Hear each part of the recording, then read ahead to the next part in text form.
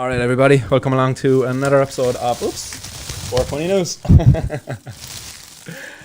Joined by a special guest this afternoon or this evening, as you can obviously see.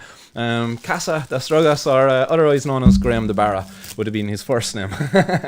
Yeah, you can just call me Graham. Yeah. Casa das Drogas, help not harm. Grams. SSDP, Grams is good too. Grams DB. Just find my one piece off this. So we're vaping here some, what is it, crystalline entity. Yeah.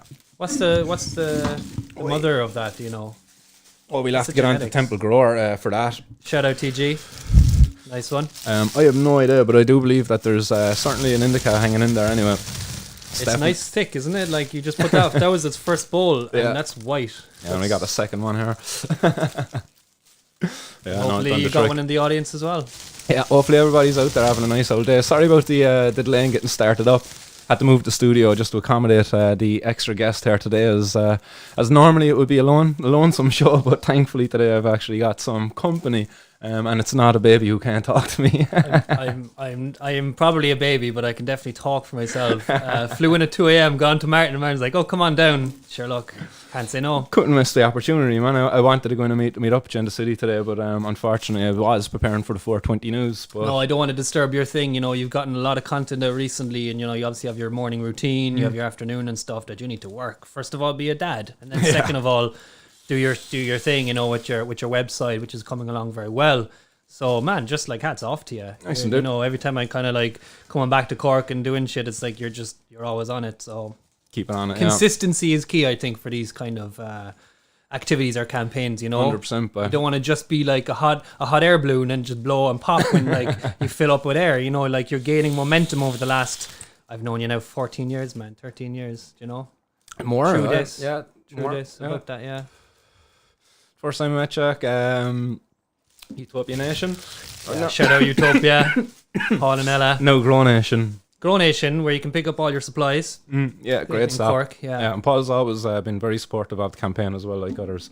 More so back then, but I think just because of the shit he went through back then, he's kind of a bit apprehensive now to kind of be out at the forefront, because he would have been out at the front with the mic and everything, leading the charge. But I think, man, that what they put him through, treating him like a criminal and all of that, the court cases and stuff, man, I think that just it just shook me had enough then, and he just kind of said he's going on the back foot. I mean, everybody takes a break at some point, which is understandable. Yeah. But like even walking down Barrack Street, where his first shop was located, I think they opened, maybe I think they were going for like 7 or 8, 9 years or something like that. So they had been open enough that they were from 2002 able to sell fresh mushrooms, because magic mushrooms were legal.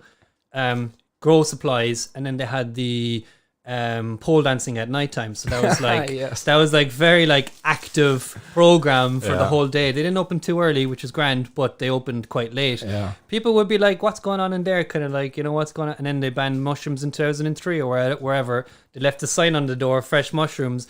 Then the head shops came. They never sold any head shop drugs, you know, but they were always, you're right, they were very active and they facilitated a lot. But you know, walking down Barrack Street today, back then they had a Garda camera facing right at the door. Yeah. And I noticed walking down there a few weeks ago, that Garda camera's gone. It's gone, yeah. Like not even turned the other direction. It's gone. Yeah, they had it out for him, so maybe so. Had it on top of the red traffic light, just on top there, and you'd say it, you know, maybe it's up there for legit reasons. But clearly it's not. If it's not still there, the junction is still there. There's as much traffic more, it probably goes down Barrack Street. Yeah, it's a busy spot. Probably a lot of I don't know, do accidents happen there or not, but a Garda camera, I would never complain, but now there's none, and that's very suspicious that you would just have it there for the 9 years that the shop was open. You were going in there getting grow equipment. I mean, some people would be sketch, and then they had a reason to be sketch when they see stuff like that, and they start looking around and seeing cameras and stuff, but, you know, once or twice you go in there, you kind of like, you kind of hide a bit, but then you're like, well, it's out in the open now. I've literally passed probably 5 other Garda cameras to come here, so it doesn't really. You have no worries. I have no worries, and nowadays it's on your phone, so he's tracking you everywhere. The only person behind the camera, some horny cop watching the pole dancers going to that shop more than the growers. You have to wonder how many were customers, either of mushrooms, of pole dancing. Yeah, I'm sure there could be definitely a like-mindedness there between the consumers of both. I think so. I think more than we know. Yeah. I can remember I was working at the time when Utopia was up and running up there in Deep Root Gardening. And that wasn't too far away. It was like down on Douglas Street. Yeah, it was 5 minutes, 10 minutes. Literally 5 minute walk. And I can remember a lot of people actually who's come into Deep Root Gardening and point out that camera up there, and it's like, oh, I'd never go in there. That camera's always pointing down. Apparently, and people used to say this about Paul, that apparently he used to have relationships with cops, a relationship with cops. Definitely didn't. I mean, a relationship in a sense that probably. He's done these protests, which had required some permission or proposals from the city. Yeah. He would know them as a taxpayer. They'd know him as a guy who, owns a business for 9 years. Not many businesses succeed for that long. Again, it's still going. It's just under a new name in a different part of the county, but he's still going. So of course he's known. I mean, like, you should be known in your neighborhood. That should be something that you shouldn't mind about, people knowing you. It's what you want them to know you for. Yeah. He doesn't have anything to hide. He's not doing anything wrong. No, but I think it was just funny in the paranoid eyes of a stoner. Like, we'll come up with all sorts of crazy stories for why something is like the way it is. It's understandable. We'll always go to the worst as well, just to protect ourselves. And we're normally right, but then it's sometimes, like, it was but half the time. We'll say half the time we're right. I don't know, I do a lot of window twitching there at times, like, and I'm definitely wrong a lot of the times. Nearly every car you hear coming up now, you're just wondering, is it the cops and stuff like that? And yeah, thankfully it's fucking continue to touch wood there that it's not. But isn't it interesting when you consume cannabis and you become all of a sudden so hyper aware of your environment that even to begin thinking about, what's someone's intention? Sometimes people's intention isn't on face value, and a sober mind or drunk mind would never know that. So you may over-exaggerate sometimes, and maybe 9 out of 10 it's grand, but you'd be fucking lucky if that 1 out of 10 times you actually are right about your paranoia. Like, recently I traveled over to Mexico, to the tequila region in Jalisco. It's also where they grow all the cannabis. It's anybody who's watched Narcos Mexico. Nice. That's all featured on Jalisco, that region. Yeah.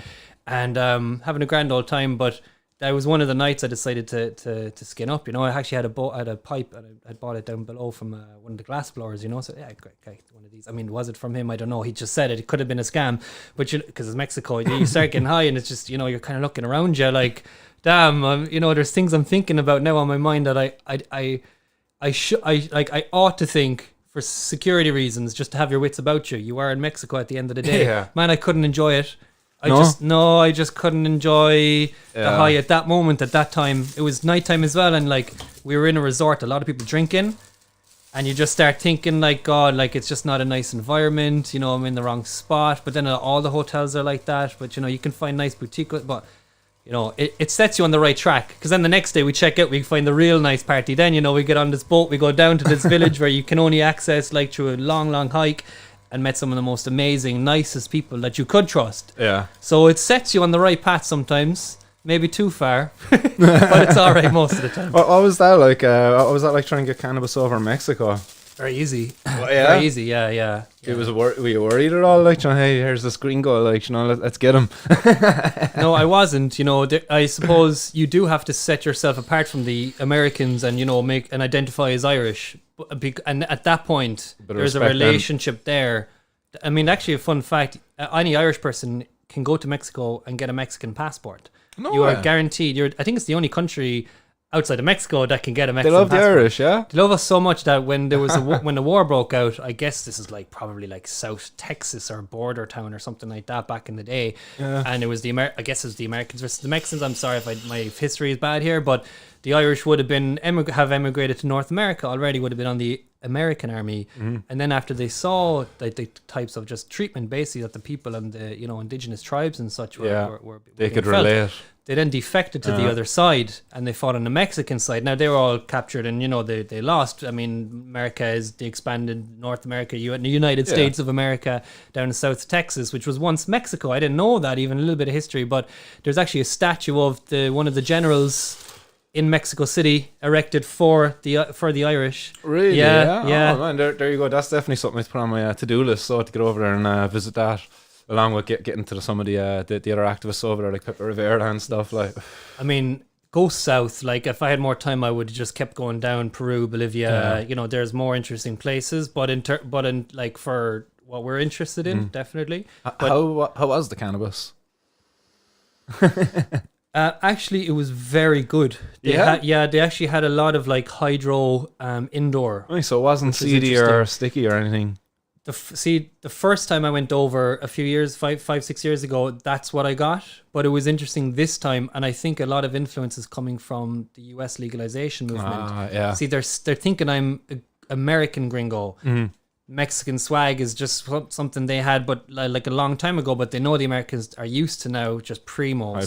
They're selling. And man, it was like he wanted like $30 for a gram or something. Yeah, let's do it on the beach, and I was just like, well, I'll give you what I think it's worth. And he was like, what's that? I said, $1. I was like, you have the sun up here. You have like the plane. We're flying for like 5 hours over mountains, man. And I'm following the lakes and stuff, or like the rivers. And I'm like, that's a good spot. That's a good spot. And it's true. I mean, there's a lot of cannabis being grown in that region. Tequila and cannabis. That's what they're known for. Nice.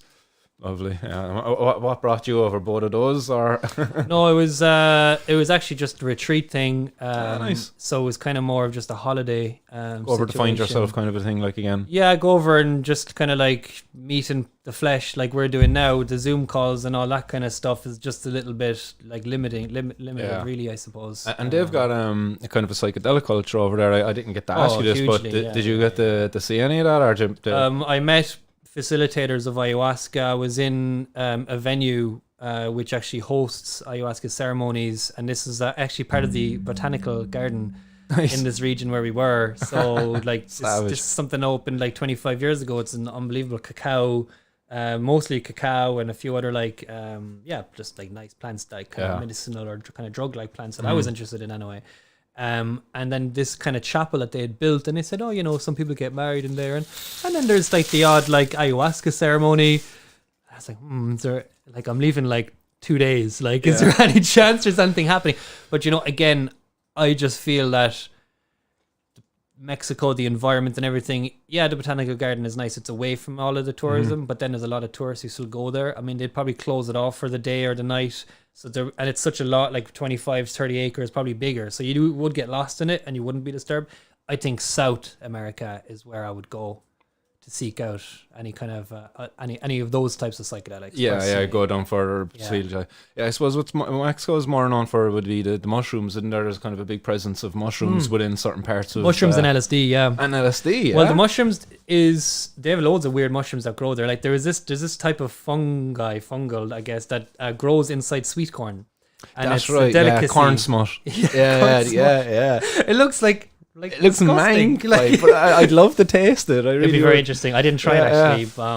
No, it's a prized, it is a delicacy, and people would go out of their way to try to infect the corn crop with it, and if they can achieve it, they get fucking rewarded kindly for it at the end, because high-end restaurants and things like that seek it out, because apparently it's like very appealing taste or something anyway. I don't know about that. I guess, maybe, and it has some benefits to it as well, I think. Some health benefits, so that's probably a big reason. They're very health conscious people, but like it's so big as well.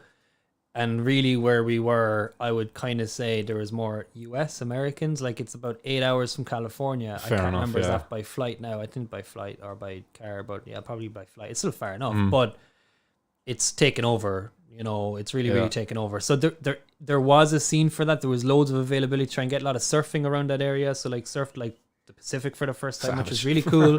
But was offered like LSD and stuff. And I just kind of decided, I don't know if that's LSD. We're in a tourist town, which you're saying is all hippie and stuff. But again, I'm high and I'm looking at it in a different kind of image now. And I just see a bunch of drunk people and it doesn't really attract me at all. I can go out in the water and enjoy looking at the whale watching was cool. Oh yeah, snorkeling. Oh, you'd want a bit of LSD for that, maybe. That commune with the whales. That would have been the time and place to do it. But you didn't need it though as well at the same time. Like it was the experience itself was. It was one of those unique places to go. I'd recommend it to anyone, and if I could ever go back there in my lifetime, I would love it, because there's just so much to do in the ocean. On land, I didn't really, fair enough. There seemed like cannabis legalization. It's around the corner over there in Mexico. Do you think that's something that's going to be like? Do you think that'll be beneficial for the Mexicans, or do you think that they're going to be maybe exploited again by again, companies further afield, the Americans wanting to come down, exploit cheap labor, and not give workers the fair rights, as we've seen what other industries do. They move from America down to Mexico. There's already attempts there. I can see in my own eyes anyway. That's how I perceive it. In places like Colombia, you see the Canadians now, they're fighting for the right to get import the product from outside of Canada. Because of, again, what I see is exploitation of cheap workforces, lesser regulations around like work safety and all of this kind of stuff. I think that's bad. Do you foresee that happening in Mexico as well? Do you think, or am I being a bit more pessimistic? I think you hit the nail on the head there. I think you're bang on with all of those kind of worries. Like when I was in a cannabis conference in Colombia a number of years ago, I might have mentioned it on the show before. Back in 2016, it was again in the Botanical Garden, really good, nice place, loads of plants around. There were a couple of gringos wearing suits, mostly hippies, mostly really, really good, experts in the plant and stuff, but they're from all over the world. But in particular, Spain or Spanish regions, it's just a lot of colonialism and stuff. But language as well, it's a lot easier for people to integrate if you're Spanish. So a lot of good Spanish cannabis growers based there. I saw they were contributing a lot. They might be getting a lot as well, but they're contributing a lot of skills. Yeah. And they're hiring a lot of people, I suppose, in that kind of sense. Not even hiring, but, giving people the skills and learn and teaching, educating people. And there's probably money involved in that. Let's face it, there is money involved in that. Then you would see the odd couple of suits, they'd be staying together, sussing it out, not really having much to contribute or say because they're so new themselves, but more observing contacts, networking, information, how to get licensing. And you would wonder, if these guys get to they don't speak Spanish, they don't know anything, really, that's low. That might be then again, so I feel like it's such an international globalist place anyway. There's already a lot of European colonizers there that the Americans, they tip more. So the Mexicans, they don't mind the gringos. It's not that much of a tension that's actually there. So from speaking to people, they seem to like that enterprise that comes from the north down. But I would also completely agree with you that the currency war between the US and what they're doing to South American countries, it keeps them living in poverty. And I think the real concern for legalization should be about the human rights of the indigenous rights of the communities there who are growing it first, millennia, rather than just the export benefit or power that would come from full legalization. Because you're right, Canada, like Tilray, Aurora, and a lot of the other licensed producers in Canada will inevitably switch operations from north to south, gradually shut down maybe half of a facility, maybe another facility, lay off 50%. Eventually, they'll be laying off most people in Canada. Tilray completely shut down in their is it called? I suppose the parent town, is it? Is it the town in which they were conceived in? Oh, that's really interesting. And now they're completely gone out of that town where they were born. Oh, it's happened. And Mexico hasn't even legalized yet.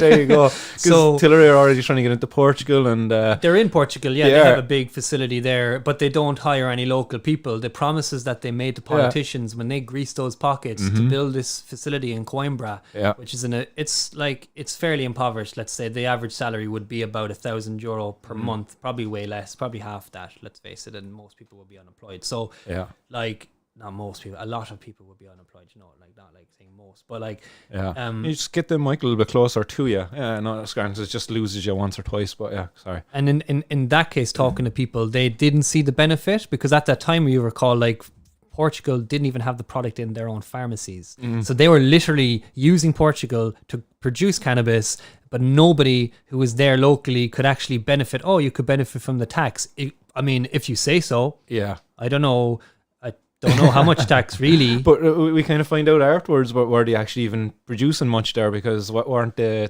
kind of involved in some way in that largest shipment ever from Uruguay to Europe? Yeah, they were. Yeah, well, it's rumored that they were. They never confirmed or denied it. But I think the fact that they never denied it was kind of all right, so you would just deny it. I think there were certain implications there. Which is interesting how the media or whatever, they wouldn't have to disclose the name of the largest ever imported, but they'd be able to disclose the name of a €2 fine down the road for someone who got caught with a grinder. They'd have no problem publishing that person's name, but we have to respect the privacy of that billionaire or individual or $1 billion enterprise. Their identity should be protected now. Yeah, no, that's very true. And I think that might bring us on to a news piece that we've lined up here for the 420 news around the largest cannabis farm ever in Europe after being taken down recently. But before we touch off that, I think we can just give a quick few shout outs to people in the audience, because there's a lot of people out there in the hot box. So how's everybody doing? We give Graham a chance there to puff on his volcano as well. Oh, I apologise. I'm probably like crackling away. Teresa's out there. Dahi, what's going on, guys? John Finnegan's in the audience as well. Stephen Kavanagh's out there as well. What's happening, Steve? Hey, Stephen. Stephen saying, have a great show, lads. Heading for a walk on the beach now in a minute. We'll catch up later. Well, Stephen, man, if it's anything like it is down here in Cork at the moment, man, you're going to have a fabulous time out on the beach. The sun is shining down here, blue sky, so enjoy, dude. And hopefully you got something green there to make it even more enjoyable. I'd love to be out on the beach right now. Yeah, man, yeah, I would too. And they've got some lovely spots down there in Wexford too, don't they? They do. We were up there a few years ago with the Wexford Cannabis Club when they had their meeting. Yeah, we were walking down like a long beach or marina the next morning with Barry. Yeah, and that's puffing right. on his hash vaporizer. I think there was a lot of chats about mushrooms that morning too. We big plans for Wexford, didn't we? Shout out Wexford. Yes. Ross, Dr. Green Thumb out there as well, scatting us. What's going on, guys? An Irish guest, Coffee Tea Volcano. That looks great. In real life, I think. Yeah, we're only IRL. But that's funny how you thought it as Ireland. Yeah, I thought it Ireland was as well. IRL, an Irish guest. Well spotted there, G. Ross, Dr. Green Thumb, they're saying, nice to see that volcano vaporizer sitting there. I really can't wait to get mine. And it's my birthday soon enough, so I'll make it happen for sure. Nice. That's when I actually got mine. It was a birthday gift from the best girlfriend ever.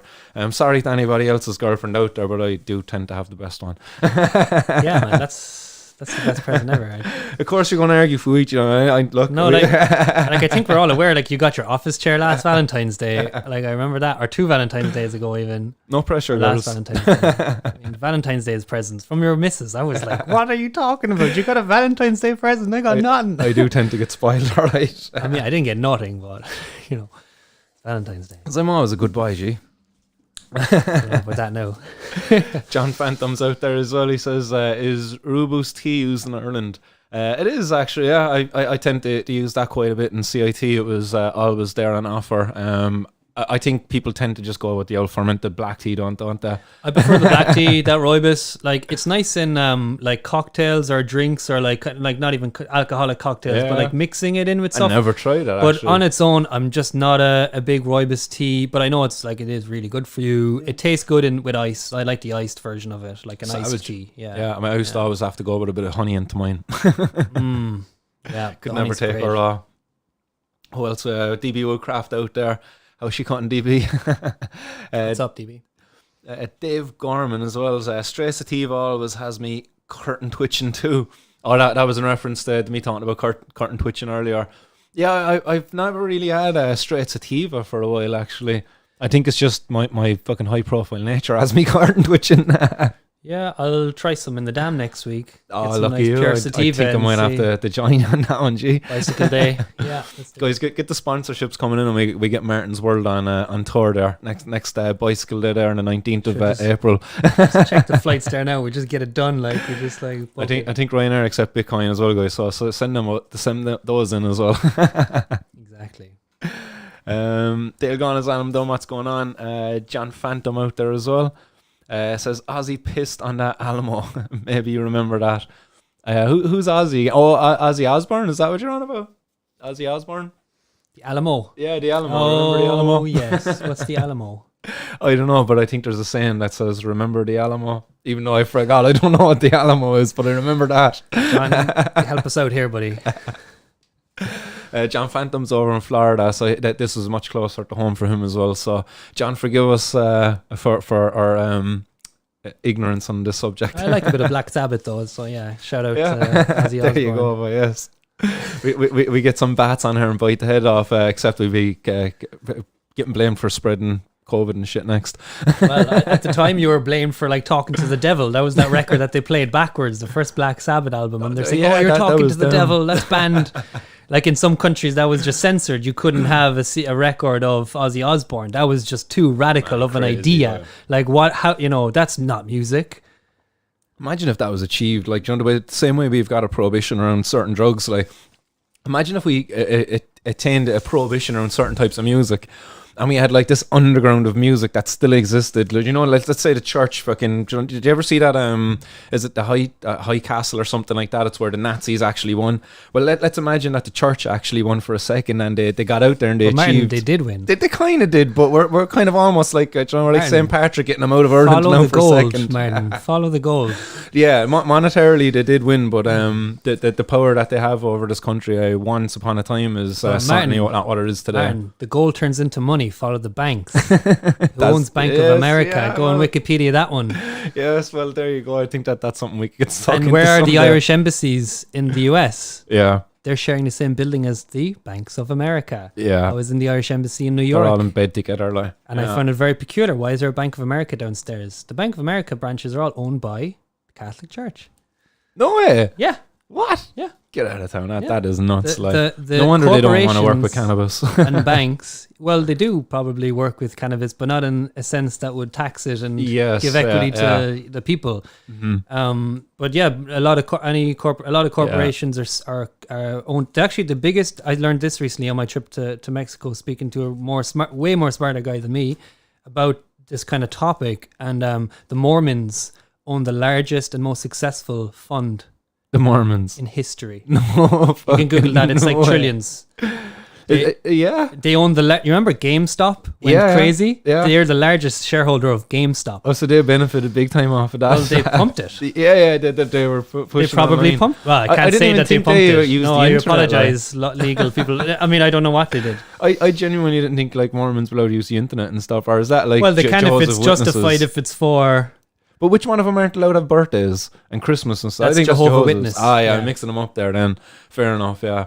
Man, very different, crazy, yeah. Jehovah's Witness would probably be the poorest organization, and then Mormons, because they wouldn't believe in material things, and then Mormons would be the most. Yeah. Because this brings them closer to God. Yeah. They need the money? They need money, yeah. It's like the Tower of Babel all over it again, like, except they're building a tower out of money now. You know, the Tower of Babel, apparently that's the only bit where language comes from. Everybody was working together to build a tower to get to the heavens. God had to intervene, gave everybody a different language, and then people were no longer able to work together, and hence the construction of the Tower of Babel failed. For me, I just keep thinking of a South Park episode where they're building, what is it, a ladder to heaven? Yeah, it's taking the piss out of it again, man. But imagine if we existed in a society today, like the way we have a prohibition around this fucking fine green stuff here, that we do about music. Imagine how silly that would be. Like, imagine kids getting in trouble. You know, there's like a cop going down the road and stopping them. It's like, hey, what's on your MP3 player? Like, and going through, making sure they don't have any contraband songs in there. Imagine kids getting brought, like adults getting brought before the courts because, you know, I suppose in Ireland, like the IRA, or not the IRA, geez, the fucking the Wolf Tones, they were almost like kind of black. They were banned from Irish airwaves. The underground airwaves. But they thrive there. Like people got them that stuff around. I suppose that's the closest representation you could have of that kind of a thing. It goes deeper, like in, like, say, the cotton fields during slavery. There'd be songs and types of rhythms and beats, or like is it Paquera in Brazil was created because the wall for the colonizers, they had to keep it below their exercises and training below that, so that's why they're on the ground a lot and dancing and moving, because if they were over, their masters would have seen them and they would have been killed for doing this very thing, for exercising or singing or dancing. It's been done. They've tried it, but now they've realized that there's easier ways to control when they can give an illusion that something is freely available and open, but they can still control our airwaves through, it's what we pay our TV license to listen to a particular agenda every night, to listen to particular music. I mean, a lot of cases like TG Carr, they promote Irish music, so I have no problem, in that sense, but most of our media is still probably highly manipulated in a way that, you can go and find your song, 100%. But most of the children today or any day would first instance turn on the TV and see a load of ass and titties before they'd see or listen to some decent Wolf Tones. It's not relevant anymore, Martin. No. It's not relevant. No, but I definitely do think there's a coercion of what people get to think through control of the media at the moment. Like, because again, like you have to ask yourself, why in the name of God has Veritumi never been on the Late Late Show? Like, if ever there was a guest worthy of an audience with whoever the presenter of that show is. Like, exactly. I think if Gabe Byrne was still, if we're OG and this had happened 20 years ago, now even 20 years ago, it would be like, it's even more like of a stigmatized topic. So who Much knows? more, But yeah. even let's say Gay Byrne in today's time, you know, would definitely have someone like Vera on. Yeah. Pat Kenny. Has Pat Kenny had Vera on News Talk before? Maybe I potentially. think he been would on have. News Yeah, Talk. so Yeah, he been on would. all the radios. Ryan Tuberty. Yeah. I don't know that Ryan Tuberty has given any attention to the cannabis issue once. But regardless, a topic gets put in front of him, and he's paid like a kind sum of money to entertain whatever the topic. He shouldn't really have a Good say point. over I it. guess there's And a it should be producer more in front of him. Yeah, but it who's should be making more the decision. reflective of like what's going on in Irish society. And here we have a woman who walked from like Cork to Dublin, like from the real capital to the old the English capital above there. West but yeah, England. jokes as Cork people getting in there, up the rebels. But like that should have been covered. Like her story, like how well her daughter is doing. This should be getting highlighted. I know, yeah. Representing Dublin there on the table. But this should be Absolutely, getting Martin. highlighted. And But why isn't it? And You would have thought like the time around the book launch would have been the Boom, there we perfect go. time, because a lot of Yeah. people you would notice are selling books or selling a new album or something on the late. There's always an agenda. No one just does a media tour in Ireland no. for some, well, maybe there's some legit causes on the late show too, for sure. But like a lot of the times it's a book sale or something. So that would have been perfect. Just like wedge her in there between, like, I know, Anton Savage and I don't know, someone afterwards. I don't know who'd be on after. I don't know, it'd be like some like new and up and coming band who like Yeah. no one has heard of. And you think it's easy to fit it in there. Like, Very easily, yeah. even not even at the start of the episode, even at the end when you know like half the people have fallen asleep to their second glass of wine over the fire, like like okay, like put her there at least. I mean, it's there's a lot of opportunities. I think they've been given a lot of opportunities. 100%. To do stuff. Like, or even again another good candidate that they could have had on, Alicia Maher. Like she's had to leave her home to go over to Alicante, and she's doing extremely well over there since she's gotten access to cannabis through the clubs, and it's not even this high end medical cannabis that is kind of. Kind of highly talked about, like through the different channels, but again, it's just coming from a normal social club, an unregulated social club too. But it's still enough to do the job to alleviate her pain and suffering. And surely the Irish public deserve to be able to hear these stories of the different individuals, because we hear time and time again of the bad stuff.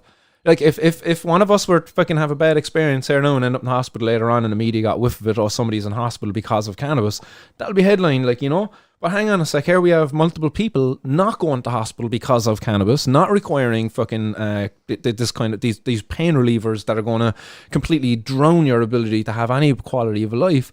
So like we don't hear of that. We'll never hear of those stories, but we'll hear the bad stuff. It's a little bit like we have a very strange relationship with like begrudging our neighbor. And it's almost like, we're more obsessed with when someone's death notice is out rather than when we didn't care when they were alive. We're obsessed when people are in trouble, like crime or, these types of shows. But like, we don't care about proposing solutions. Maybe but a lot of it, I think it is manipulated. I think on average Irish people would like to promote the good stories, the positive stories, but we very rarely hear them in our media. Like, it's difficult to listen to the radio sometimes. I'll have to switch channels a lot because, okay, this is like the war, this is like another war. This is like, goddamn, like, this is just, I'm sorry, but, I need to hear other information that's relevant to, here on this island. Yeah. And the rest of the world. There's other parts of the world, like, what's happening in Mexico with legalization, what's happening in Spain with Alicia, and the relief she's getting there. Which, by the way, the cannabis club scene in that part of Spain, like, it's not even that sophisticated, Martin. No. It's so simple. It's like an Irish pub or something. You're walking in, it's like a dark old man pub. Like we have old man pubs. They'd be perfect places to just be little clubs. We could turn them into little clubs because, I mean, there's none of what you described there. What we're trying to get, which is like regulated supply. Yeah, it's very much like I was in Malaga recently, a few months ago. And when I purchased, walked in, whatever, you can join, or they can give you a guest kind of day pass too, so they can get around it that kind of way, which is kind of nice. But shit, what was I going to say? You're grinding weed in front of me now, which is like, is that the other strain, by the way? That's the. Yeah, that's the Jungler crossed with Girl Scout cookies, bred by Twisted Genetics, another listener of the High and Homegrown podcast. Shout out to the guys, but they're green screened out there now. But yeah, sorry, I remember my point now. That they immediately after purchasing, I think it was a couple of grams of hash, he said, "Okay, now that's illegal. Just to let you know, this is not legal here. You don't have to smoke, but I'd like if you could hang around for 15 minutes, so that there's no one watching and seeing you coming in and out." It was really sketch. Like I'm used to Amsterdam style coffee shops back in like the early 2000s, where to like late 2000s, that are mid 2000s, which are not the best and run by the Hells Angels and that we know now. But like shout out to the Hells Angels. I mean, actually, I'm researching a lot of coffee shops now in Amsterdam. A lot of really nice ones on the outskirts. It seems like I'm gonna have to cycle around, not in a city center, but there's a lot of.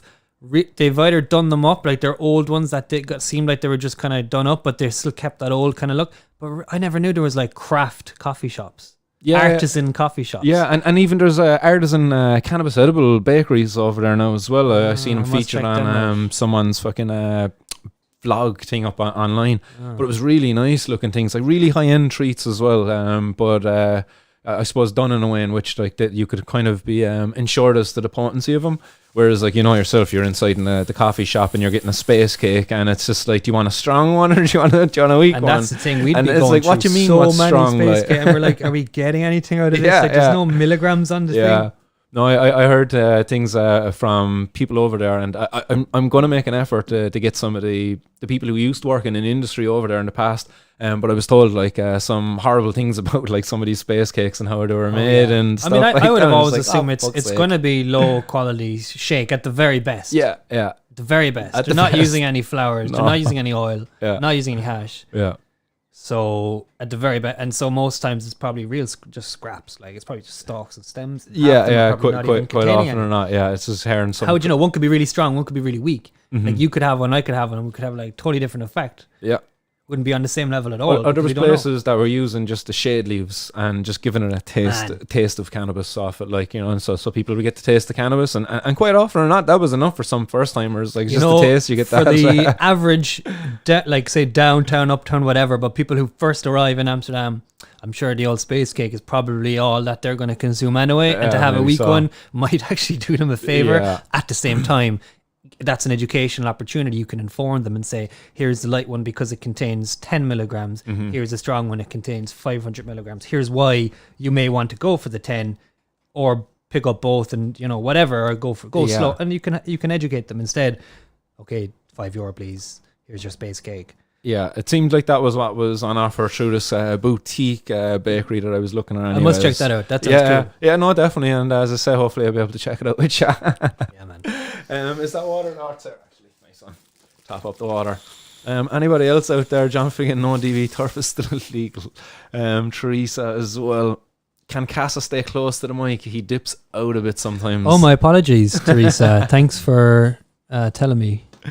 Yeah, no, I think it's more when you kind of get talking to me, you're kind of shooting past the mic. These mics, like, you have to be talking towards the mic. You have to be aimed at it. It's funny when it's like unidirectional mics. So if I started talking over here, it's not catching it now. And here it is. Sorry, guys, it's my first day. We actually did this interview. I was only thinking about this recently, like when you got set up. Yeah, you would have been one of my very first interviews, actually. I think first guest. Yeah, I think the first guest. But you had been running over the 4 hours long. Well, we didn't know when to stop. Yeah. We just kept going. And we didn't even get to release the episode in its entirety because YouTube just wouldn't have it, would they? Well, no, it was my greenness then at that time because the audio and the footage wouldn't link up. Remember, after 10 minutes, there used to be a drag between the audio and the footage. So it kept on going out of sync. You released some pretty handy I was able to make clips. Yeah, and I think you did 2 or 3 of them. Yeah. And I released the audio version. Yeah, and the audio version to date is actually my most listened to podcast on audio format. There's like over 1,500, maybe 1,800 views there on that one episode alone. And it's funny because when I was thinking back, I was like, there's a lot that like you want to say, and then like when you're like that one-on-one, you don't know what's going on for 4 hours. You're like, why didn't I say this? This would have been like, and anyway. No, there's a lot of ground to be covered, like, but I'm sure we learn as we go, and you've come a long way. We talked about everything. We were talking about provision centres and direct provision and all of that stuff. And I think that's like incredibly relevant even right now. Like, you know, kind of very relevant now. What's going on with all the input of the and Ukrainians and all of that stuff. Like, mad. Like, if like you think about it, like, fuck. Well, as well, if you recall, during that time, it was like April, May, 2020. There was the new government, and election was around that time. So we were kind of almost drank the ashtray there. I'm like looking at different cups.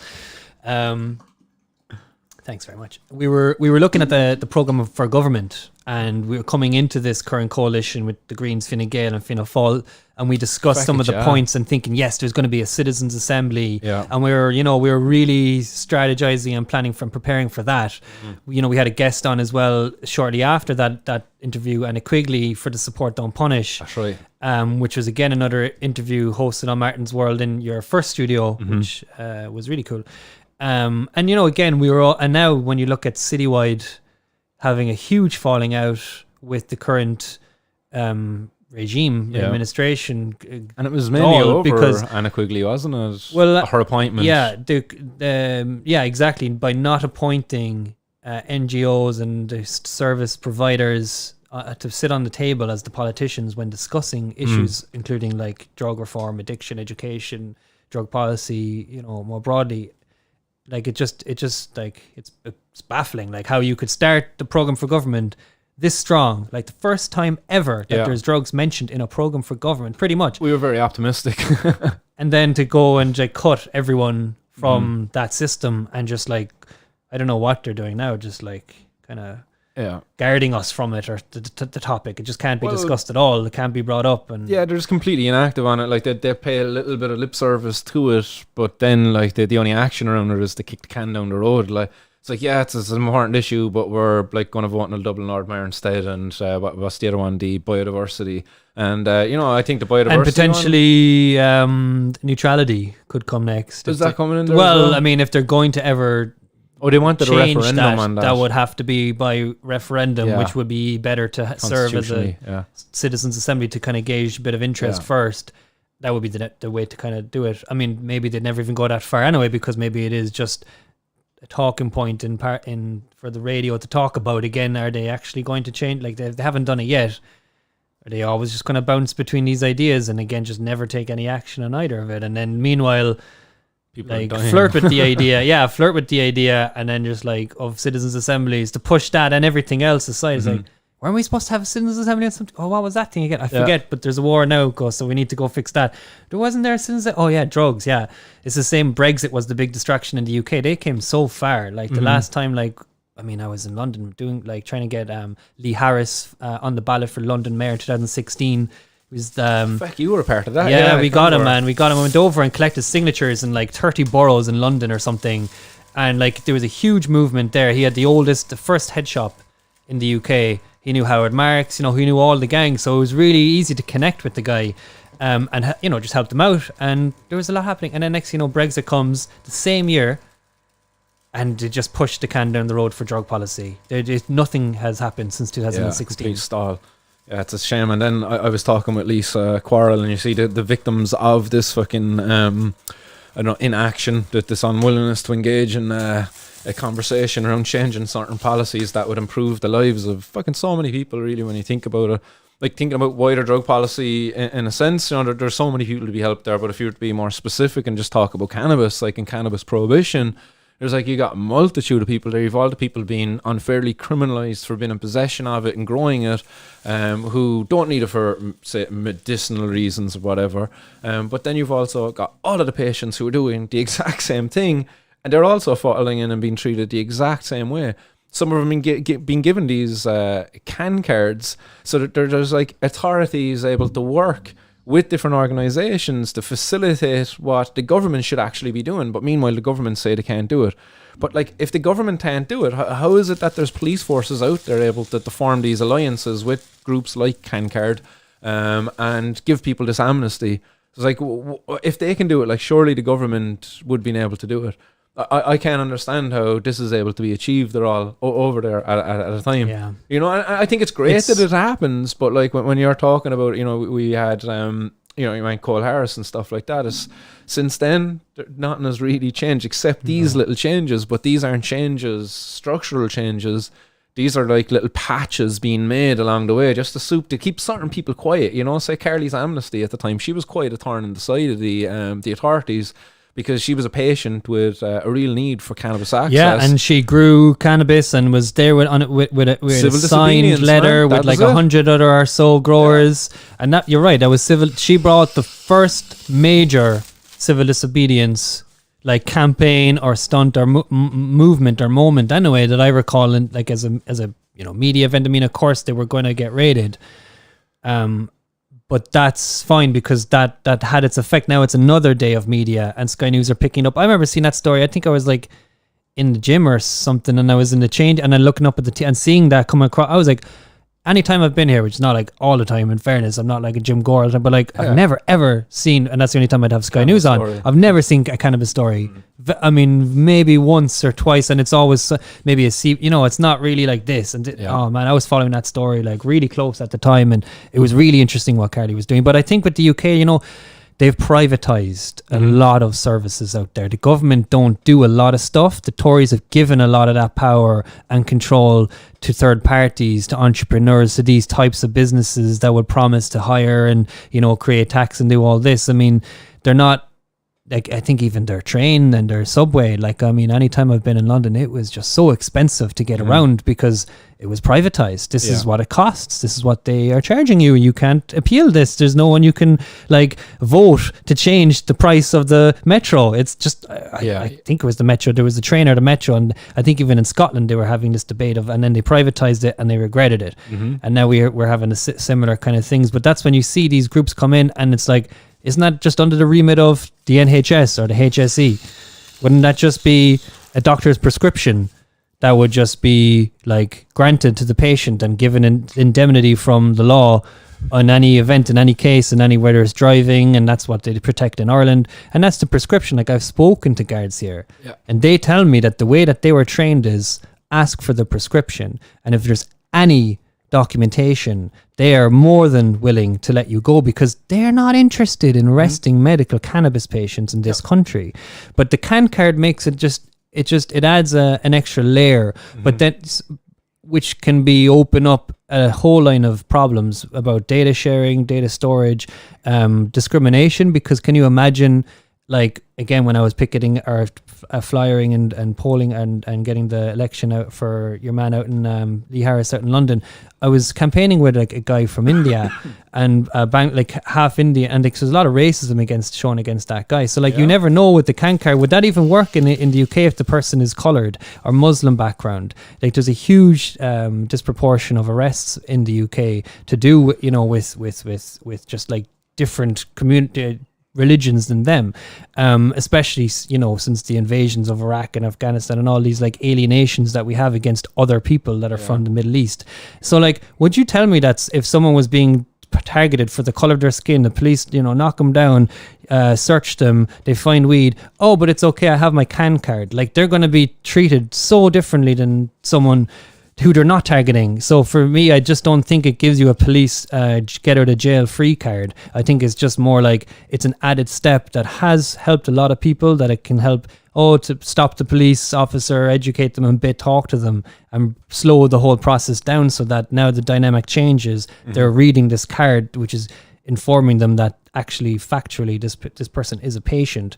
That can have a change but it is at the discretion of the police. So I still wonder at how far should we be promoting a card when a prescription really ought to be the thing that's being pushed amongst how trained police are in the UK. I know that that's how it is in Ireland, at least. Yeah, it seems like, and I suppose to use a quote of one of the articles I was looking at the other day, like it seems like we're trying to reinvent the wheel around this thing, that there's no need to reinvent the wheel, that when a patient prescribes a product, their name goes on to a label and that gets attached to that product when it comes out of the pharmacy, which is, in other words, a dispensary, a medicine dispensary. Yeah. So if patient is prescribed it, then there should be an easy way to integrate that into a system whereby there's a label comes out of a machine, it goes onto a container, a package of some kind.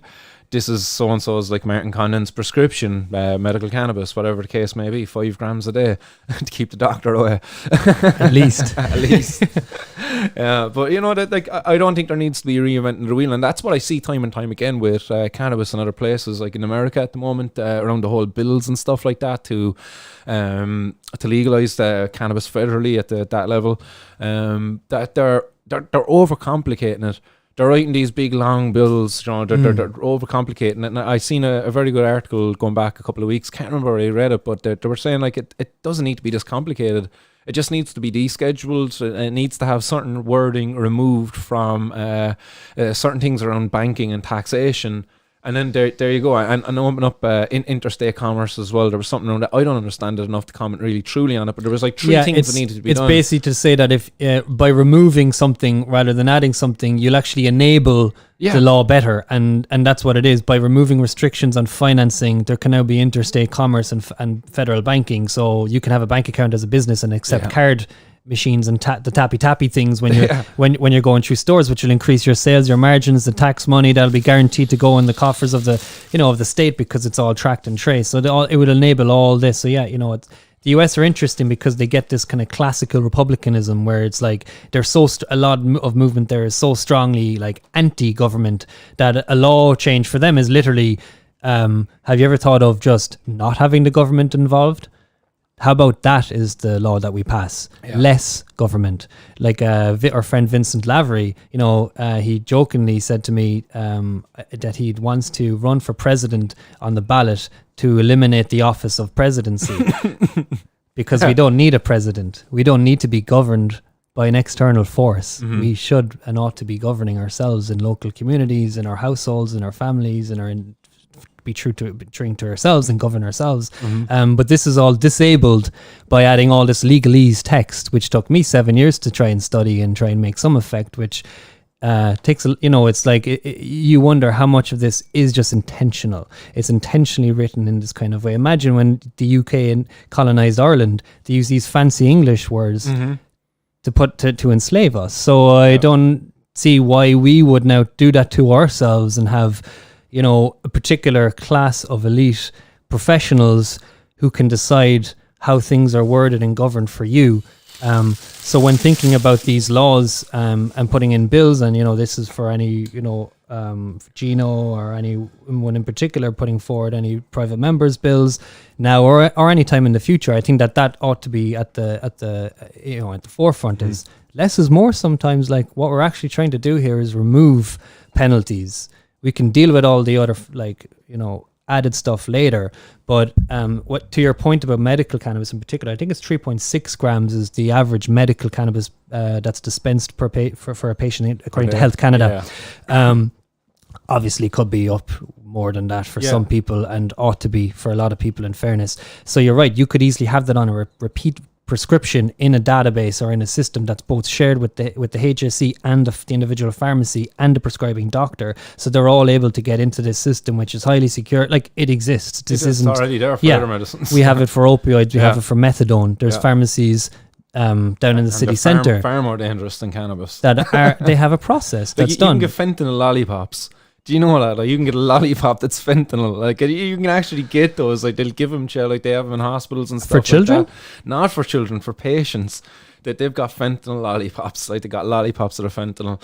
Definitely, I think I might. They don't just IV that like straight into your veins. They could probably do that too. Like, but it comes in all shapes and forms to accommodate for all sorts of consumers. I suppose. I mean, maybe it would soothe you as well. The idea, like you're given this lollipop. But the thing is, I suppose, like a fentanyl user, a fentanyl like who's been prescribed it for whatever medical reason they're being prescribed it, they might have had a horrific accident.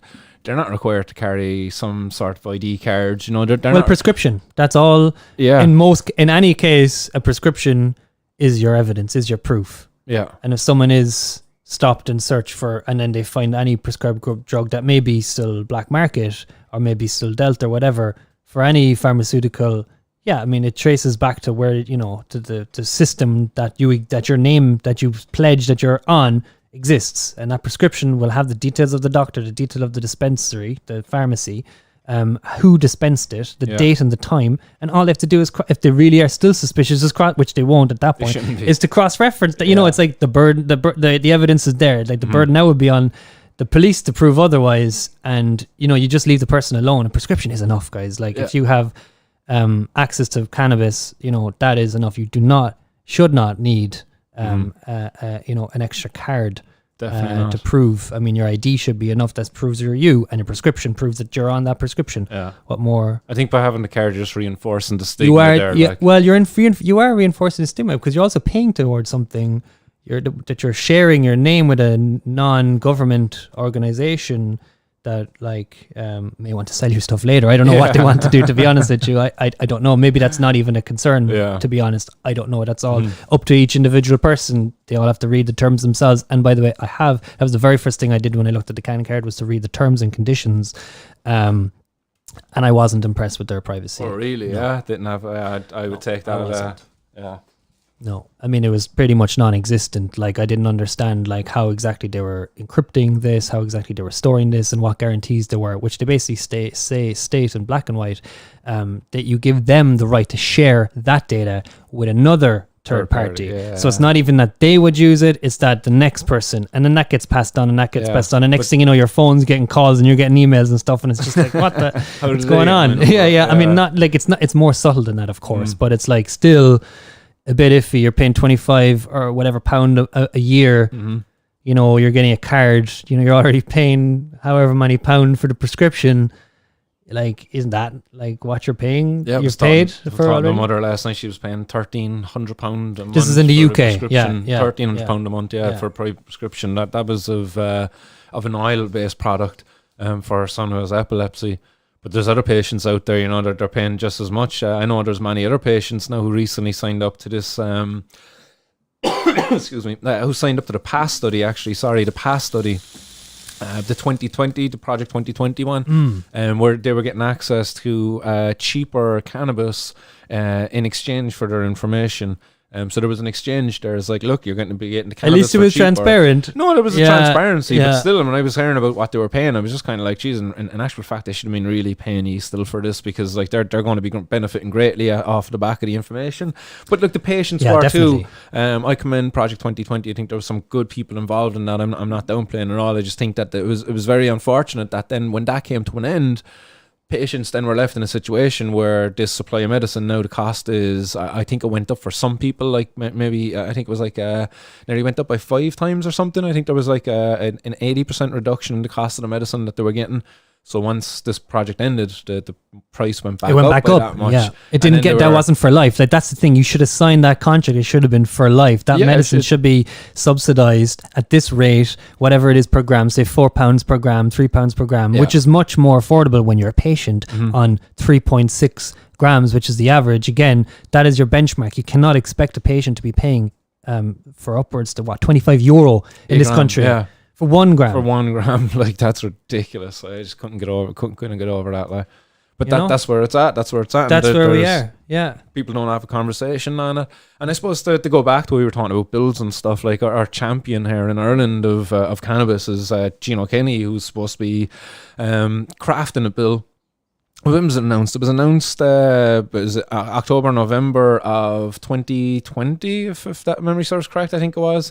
Here we are now in 2022, and we still haven't seen or heard of anything about what's inside in that bill. It's still being made from what we hear. But I suppose for me, I don't know, do you agree or disagree? Do you think that cannabis could be, like, do we really need a bill as such? Or could cannabis just be introduced alongside an alcohol in our health and safety legislation? And again, you know, the licensing of alcohol, again, you just Control F, find alcohol, replace cannabis, boom, there you go. Like, you know, it should fit in there nicely, that if you've got an off license in proper premises, off licenses, that should fit the description for a cannabis dispensary, kind of, if you will. It's an off license. And then you would have like a pub, you know, that would be your cannabis cafe, if you will, you know. The sale and supply of alcohol, then I would say, you know, maybe with the exception of wine or something like that. I don't know. I definitely don't think that cannabis and alcohol should be consumed in the same light. I don't know. That's a conversation. I've tried cannabis beer in Colorado with THC, back in like 2012. or was it just yeah, like with they the was with hops, THC. kinda? Well, that's what they said. It was cannabis instead of hops. Yeah. It was high THC strain. All right. I can't tell whether I got any effect because like Yeah, I was 'cause obviously consuming other cannabis like Of course, throughout yeah. the night. If So. there's alcohol in there, then And I as had well, if one, it's- and because it went just so fast, Mhm. I probably only had like a half a keg of it or something. Yeah, And it was interesting, but I wouldn't say I'd like to be necessarily getting drunk on. Mhm. And then I tried one of the cannabis beers in the oven, and it was just very sweet. I just found, Yeah. you know, this was and you look at it, it's like, oh, it's kind of a seed oil added to it or something like that, and cold press hemp oil or something. And you're like, damn, that's like disappointing. I'm not probably getting anything out of I'd this. say we could do some wonderful things here if we were able to work with the cannabis plant in terms of like the different craft industries and products that could be supplemented with this. Like, you know, in terms of beer industry, like trying to have an entirely new range of products now to be working with, like that'd be a great opportunity for them. Especially if we had a club, that would be nice, wouldn't it? Just to have a little membership where, okay, we'd have our own, we'll just like craft. That was actually in South Africa. I was looking, there's a channel that I'm following on YouTube. I can't remember the name of it now, but they're a club. Mm-hmm. They're like kind of looking for more of the Indoka certified kind of non-profit aspect. And there's actually two clubs. So one club visit the other club, which is really cool. So they go on this road trip. It's like a 4-part episode or something. And they arrive and the guy's showing them like his massive brewery, that microbrewery he has in the back. And it's like all members also benefit. And I don't know, do they even have to pay, man? You know, it's like these people in South Africa, like they're not, again, the average salaries are very low. It's not really for that intention. Again, it's not for profit. So every member is just entitled to have, you know, a couple of bottles of this stuff, which is again just like, you know, brewed with that intention in mind. I don't know, does it contain cannabis? It probably does contain some form of cannabis, I'm guessing. Yeah. But those are the types of things you can do as a collective, you know. Yeah, that's. And they're already being done. They're being done in countries where cannabis is still illegal. Mm-hmm. Well, I think that's what a lot of Gino's bill is going to be around, is this kind of a collective type of a thing. I don't think it's going to be, again, I suppose, like people before profit, you know, they're kind of a socialist party anyway, so they're not really into the kind of whole capitalist type of thing, so they will have that kind of that ethos of their party behind the bill. So I do think that there will be this community collectives, not for profit, as part of that. Like Gino was talking about it, following Malta and Malta's model. Yes, I think it was actually yourself and myself who were suggesting to him at one point over a call. I recall sometime last year, and he took that advice on, you know. And I'd like to see him, but then the conversation changed a bit. The last time we spoke to him, he said something about just focusing on decriminalization. But I think that would still enable the coffee shop model, though, because it would just decriminalize cannabis. So therefore, maybe it would be an example like you just gave, where it's just a minimal change that would be just slipped through, decriminalize cannabis. What people do when they possess cannabis, which is obviously share it and meet up and do the things that we do. Socialize, have a social club, you know, would just kind of slip in there. The question then would just be around like the cultivation of it and whether each member would be allowed to cultivate themselves or designate another person to grow for them. And the club. Do you foresee, I suppose, like you've seen a lot of Malta's bill, like the 4 plants and stuff like that. Did you foresee something like that for here? And would you be open to something like that, or would you think that Ireland should go a little bit further? I suppose I'll say that we should always go a bit further. I think in South Africa, I don't know that there's a limit like to their South clubs. Africa, they've no limit, I don't think so, because I think it's very much was appealed to the Supreme Court level for kind of more of from the Rastafari movement. I think there's a lot of challenges there, and then another challenge by the Daga couple, and they kind of basically just set out that there's recognition by the courts for the individual human rights of cannabis consumers and growers. So in either event, I don't think there's any specification. The Parliament haven't come in and regulated it per se yet and said you can only have, you know, sell it at this price in this kind of dispensary. From what I've seen, at least in just like YouTube scenes and footage and stuff, it's very open, sun-grown organic cannabis. Lovely. A lot of members, they do what South Africans love, have a Barbie, just like have a good munch, have the toke, and just good music and stuff. Like they're just having these events on, they're just like cultivating, they're learning, they're educating, and they're certifying people as well. And these, you know, a lot of people wouldn't be employed there, would again be living below the poverty line. So by enabling this, that the benefit is so much greater than money. The politicians can't even define what I'm witnessing. I haven't even gone out there. I want to go there though. Maybe sometime later in the year or next year. It would be really cool to connect with them actually, but maybe I'll know more about it. But in that kind of sense, in that spirit, you're not thinking about regulations and limits and how many plants and let me count how many plants because I'm a bad person if I have 5 plants, but sure I'm a good boy if I have 4 plants. Again, we need to get away as a country from that kind of mentality of thinking about our sins and thinking about the negative and thinking about criminalizing and promoting those types of narratives. And we should be very much more thinking about opening our culture. Like what I didn't know about South Africa was on the currency, it's actually the face of Nelson Mandela. I think that's like just a nice, there's obviously a lot of injustice in South Africa too, and there's a lot of things that need to change. But like that's like a place where I'd like to maybe think of. Another place is Uruguay, where their social club model is not for profit, and it's based on a subscription where a member would pay something like $20 a year, and then that would give them all the cannabis that they need. I mean, I think $20. Yeah, I think there is like a hard cap down there. There is like a hard cap of like maybe 2 ounces or something per month, or maybe it's a bit, or 2 ounces per month, something like that. Maybe it's per week. I can't actually remember, but it's a high enough threshold that you're like, it doesn't seem like that it's necessarily going to come in and like criminalize and discriminate and be used as a tool against certain people and then let other people off and let that kind of system. It seems like there's some government bodies that do it and you can go to the government shops, or there's some non-government bodies that do it and you can go to those organizations and you can become members there. There's more and more propping up. I don't see as many as like Spain, or there's a lot in Spain, or coffee shops there are in Amsterdam. Like I don't know how, but again, it's not really for. And I think there's also a club model where you don't need to have like a sit-in place or a physical place. That can actually be your house or your home. Yeah. So there's a lot of again, it's taught from a community perspective. Where are they hanging out and having barbecues, and where are they hanging out and having the grill? And that's what people do in Uruguay. That's what people do in South Africa. What do we do here and what do we enjoy? And let's work cannabis around that. Let's not think about sterile 4 plants only, have to be in this indoor environment, has to be under these kind of type of lights. And if you diverge from any of this plan, well, you're a sinner. Again, you're a sinner. You're going to the corner. Why? Or the fires of hell, and unfortunately for some, the inside in the Irish prison fucking service. Yuck. Man, like, and listen to your last podcast where you described like some of the treatment that happened to you inside in Cork prison, which I understand has changed now with the facilities in there, and like I mean it's inhumane. It was inhumane. There's fellas actually getting thousands for staying in Cork prison.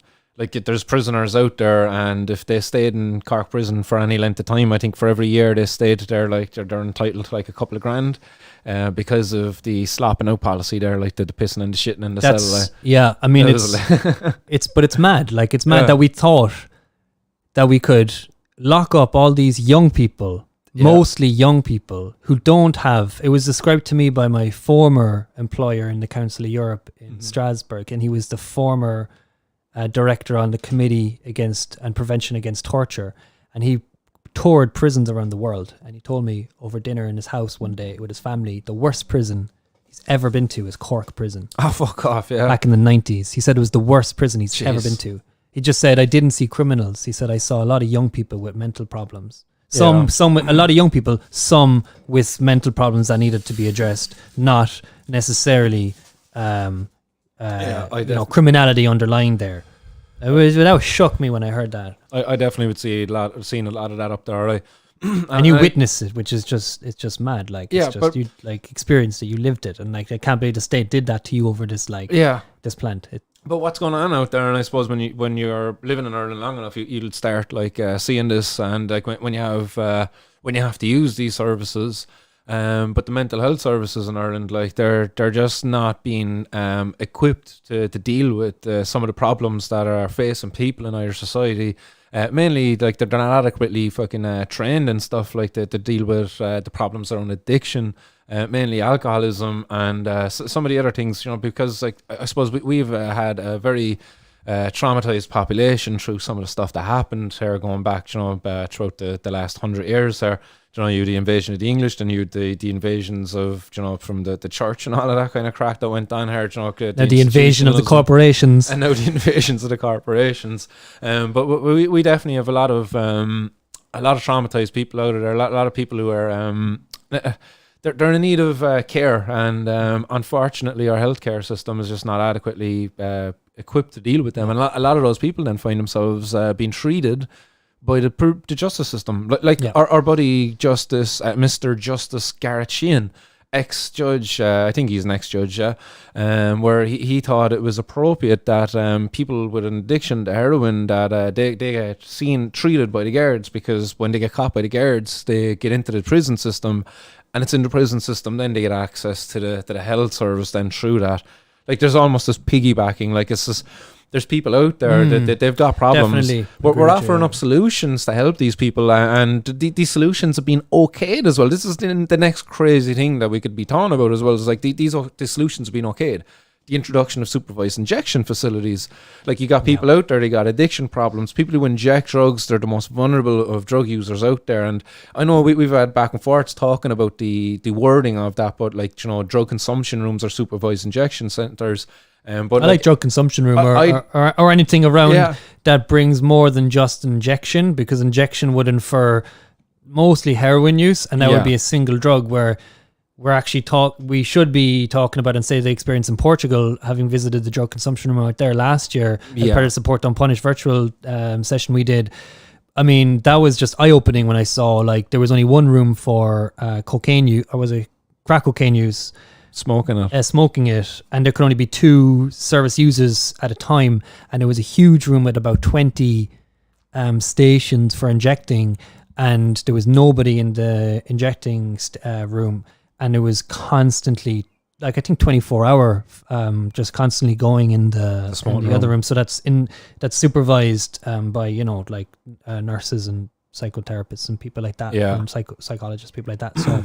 But we've okayed that here in Ireland. We've okayed to single down, even whether they have drug consumption or the supervised right. I mean, in Ireland, it's changing. It's just to say that it's changing from heroin to crack cocaine, and it would be an awful shame if they eventually do open a first injection facility. By the way, it costs 1.5 million to open it in Portugal, and about 20 years of advocating since they first decriminalized and started talking about this back in 2001. So it took that long even there to get the drug consumption room open. That's not to say it will obviously happen in a more accelerated, because now we're not going from 2000 to 2022, we're going from 2022 to wherever that date is going to be, either this year, next year, the year after. But I would just find it a shame if they only single out just injection and just heroin use, and then they didn't think, the room's not actually being used because everyone's moved on to crack cocaine in the meantime, or whatever drug in 2 years' time it's going to be, when hyperinflation really settles in and people are going to be really living in poverty, and we're going to see how is this going to be helped, because we see drug trends change during recessions. They do, drug consumption rooms, or clubs or associations or whatever it is that people like to call their socializing, when a pub, whatever it is that they want, these need to be supported. I mean, 100%. What reason do you think that there is for them not going ahead with this? Because I know we had the pandemic and stuff, but this was okay in 2016, 16, wasn't it? Yeah, it was a long time ago. Yeah. And there's here we are. I would love to know what the number is of how many people actually died of a preventable overdose out there that could have been prevented had they had access to these services. I mean, that's the fact. Whose hands have got that blood on it then? That's the fact. The drug even particularly the supervised injection facilities in places like Geneva and Vancouver. I mean, where they've had witnessed thousands of overdoses, but not one have been led to fatality, just because, I mean, that's thousands. I mean, I think it's even millions at this point, actually, to be honest with you. Crazy. I mean, they've been operating in that small, say 10 or 20 year period where they're not even sometimes not even official. Yeah. Sometimes there's been ones open in places like Liverpool, the first one in Vancouver, East Side. These were illegal places. These were just places where, a nurse went and occupied a building and helped people and house them and shelter them and allow them to consume. I mean, they pretty much do that in services in Ireland anyway, but it would be nicer to have an appropriate place to do it rather than sharing a hostel with someone and maybe half them do use and half them don't, and then it's a little bit awkward, when grown adults are, have different habits and different interests, and that can clash and not be supervised and maybe lead to at the very worst case a fatality, God forsake that happens, and it does happen. It happens inside hostels, it happens on the streets. I mean, it's but more often common. than not, when it does happen, when you really look at it, it's often avoidable that the person who died of the overdose, again, Carl Hart is where I'm going from with this, that a lot of it's polydrug use, that there's a lot of drug interactions going on there. A lot of the time the person, because of not having access to services, is not being adequately caring for themselves, and therefore the body's just not able to put up with the pressure, the stress that's put on it by a drug then in that state, and therefore again another avoidable death if that person had adequate food and care and nutrition and stuff, along with a time when they're using drugs. It's like quite often or not in places in America you see, if you're using drugs, you get turned away from like some of these shelters and things like that. If you're not clean, you're not going to get a room here tonight. And absolutely, it's so stigmatizing, and that mentality we have to move away from, because whilst everyone has a right to go to AA or get any sort of help that is relevant to them and helps them, but also there are people who have a right to go outside of that. And I think harm reduction just needs more. It needs more support, and we're only at the cusp of it. Like I feel it's been mentioned now. You mentioned like 2016, 17. That was not even this government's last government. So like if it was on the program for government then, and that's 2 governments away. Okay, that's still only twice it's been ever mentioned, harm reduction. I mean, it should happen a lot quicker, to be honest. And I think something that needs to be talked about as well. And I don't know, is it like I think is it what's your man's name? Tony Duffin, is it? I think he argues against this idea that illegal drug supply is not actually a part of harm reduction, but I definitely think it is a part of harm reduction, because and just to bring it up, I have to give a shout out to a guy in the hotbox. I don't know if he's there right now. He always misses the live shows, but Bobby, he brought it up. He's based over in New York, I think, but there was a spate of overdoses over there again, associated with contaminated batches of drugs.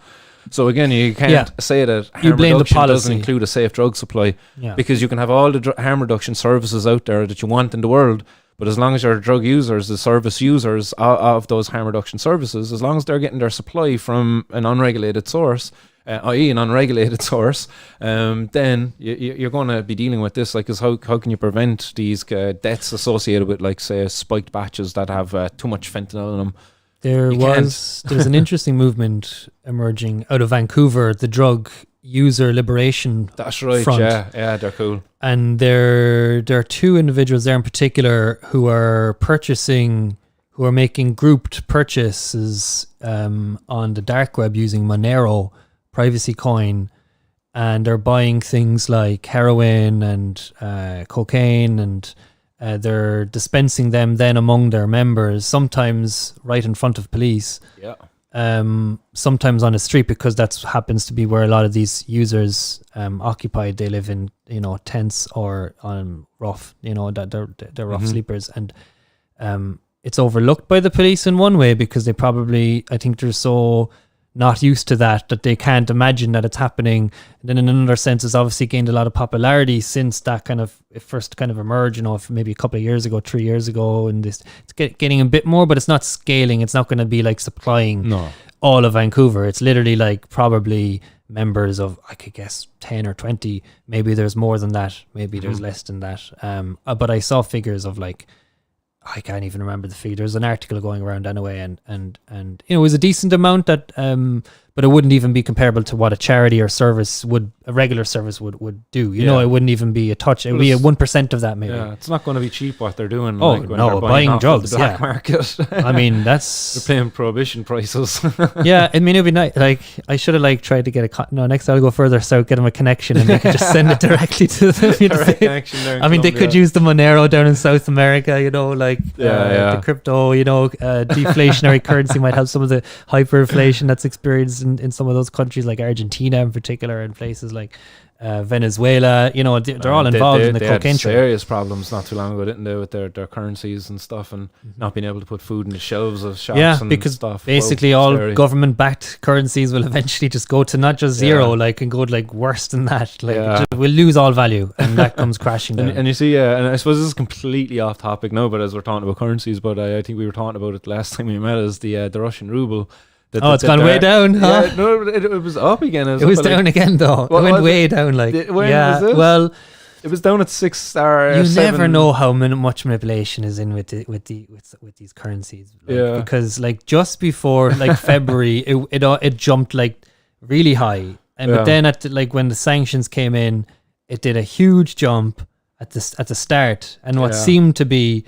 And then it went down, and then I don't know. It kind of like jumped a little bit. But they're tying theirs to the gold now or something like that. They're saying at the moment the Russian bank's offering like a fixed rate for buying in gold or some crap. Yeah, like that. and they're accepting it for the oil. But what's interesting is like that's used. That means that it's used as a payment, and you may force someone to pay using your currency, but you can't force them to store your currency. And anything that if someone is going to decide, am I going to be more comfortable storing my wealth in dollars or Russian rubles? They're probably going to pick dollars. Gold, even better. Bitcoin, even better. But like, eventually, probably rubles are like have gone down. You know, he can make it a requirement to pay using rubles, but it doesn't mean. And it's like a lot of these like alt cryptocurrencies and a lot. You have to. We're supporting an ecosystem. We have to use our coin. But it doesn't mean that that's going to go up in price at all. That's such could be correlated, but in this case, not so correlated. I think there was an article I came across, and it was but it changes all the time. But I was looking at it, and that's the only reason that came up. The charts change all the time. I completely took us off. That's the thing. Like, I didn't look at I haven't seen the charts in charts in like a week. So like I mean, it could have bounced now, and I'm not even like aware of it. I think it's back up at its normal rate anyway. Man, but that's the thing. Not worse than what it was in January, because it had gone up already in February, and then it went way up in March, and then it went way back down. But still, it's above the January one. But it's funny like that. Like. You never know what's like manipulated, and like I look at these kind of stocks as well. Like they took a huge jump, what seemed like a huge jump, but like when you zoom out on these, things, and it's like, oh yeah, it went up like 2%. But if you zoom out, it's down 98% since since they launched, and like the lads are well gone. You think that the same people are working in these companies, and when they founded and when they launched it publicly, the guys who hold shares when they were got them for pennies. Serious? You pay someone in shares on top as a bonus, and next thing you know, they're millionaires. They're not going to work. They're not going to work. Your cannabis isn't being delivered that day. When the stocks go up, everybody's on holidays living it up. Like, yeah. I mean, they were, Mexico. Yeah, exactly. Yeah, spend their dollars, and they're more than welcoming to them. Oh, big time, guys. I guess, come on down, bring all your dollars. But it's funny, that I mean, like, I'm pretty sure, like, that I was like sitting next to like a Mexican cartel at one point, because it was like we're having dinner in like this resort, and like, it was like one of these Japanese yokes where it's like the chef was in the middle and he was cooking around us. So we were just like a group of maybe 15, just different groups, didn't know each other. So we just sat next to this family, like one couple, another guy and his kid. And they were really hammered, and like they made hints like, and like, but like, you could just get the look or the vibe from them. It was just unspoken, and I didn't even want to like, but I was like, what do? You like, you drink with the enemy. It's just to avoid like, actually telling him, oh, well, I'm actually involved in the legalization movement, and I want to like, get rid of drug cartels. It's a weird place, and you never know who you bump into. But like, whether it's like someone whether it's someone like on the corporate side of cannabis or on the illegal side. There, but I remember one guy that we met in the past. I don't know if you've any more dealings with him, but that bald big guy, was his name, Steve Moore. He's involved with the fucking Association for Cannabinoids. Is the ACI, Association for the Cannabinoid Industry? I think that's what it is. Okay, tell me about that. Man, did you not see what they're doing over in the UK? They came up with their own list Of what? Their own list of approved CBD products that can be sold. Oh, and if is you're- this if you're the actual government? Yeah, they came No, out no, with this list. this is Steve Moore et al. Do you know, the guys that But they're would not have been, the like regulatory authority. no, but they're getting in there. They're getting into bed with them, man, through greasing the right palms. Like, you know how manipulative these guys can be, and they find their ways into these kind of things. Like, they find the cracks, like. But the ACI, in partnership with the Food Standards Authority, the FSA, is it over in the UK? Who would be the body who would authorize products? Yeah, so they just got to know the right person, got the right meeting going, and now they're in the door. That wouldn't and now surprise they're me. writing the regulations almost as the experts. Okay. But again, I they suppose, outsource this to these third parties, and they're related in some way because they happen to share the last like 20 companies together. Well, the ACI now have started doing applications for people, and 65% of the products on the list approved put their application in through the ACI. And isn't any wonder, like, because the ACI actually helped form the framework. No, maybe the they're doing structure helping for, them, or maybe I don't know. They just accept them bribes. Like, how do you get involved in that? Like, I mean, how do they make money? Like, what's the? Well, you buy into them. You sign up, and I suppose there's some sort of I was looking at the ACI's website, and it says inquire about membership. You know, but is that not the tax that you already pay on the products through VAT? Like, you're paying the government. This is an extra one. This is the grease and the palm tax. Oh, sorry.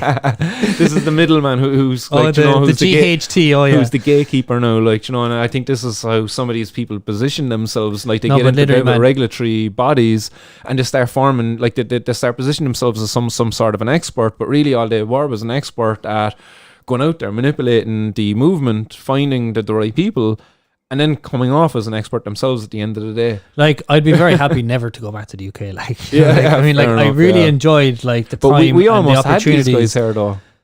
Like, they almost came here. They were very interested in setting up here in such Ireland. A small market though. Yeah, and I think that's why they left. Even if that's the jump to Europe, which was like the next, point.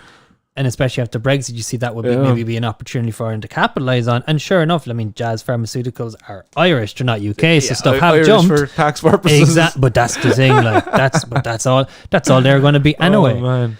Yeah. I mean, there are a lot of cannabis companies probably that are pharmaceutical companies that are based, here. I'd assume, and they probably don't their products may not even. They all have the same address, the way you can buy a virtual address. It's all that one company. There's like 1,000 companies out of one building there above in Dublin. It probably is. I mean, we have the HPRA and the FSAI in Ireland, right? They'd be the two bodies who would. I mean, you know this more than me for authorizing products. I mean, do they make it clear and sufficient enough for people to go through? I mean, they're closing down a lot of companies too. I mean, at the moment, there was another one shut down the other day. Yeah, another one got bite the dust the other David day. Beckham's one was shut down, wasn't it, for having too much? His products weren't on the list. Yeah, too much THC. Well, it just didn't get the regulatory approval. To get the approval again. To tick the boxes. I don't think it was for THC, because I think David Beckham's was actually synthetic cannabinoids for sports stars. Fair because enough. They need to pass the. Also, kind of, it was a different. test. It was a different reason why it wasn't. A different reason why, because theirs wouldn't be like, it'd be regarded as a novel food. The way in which it's procured,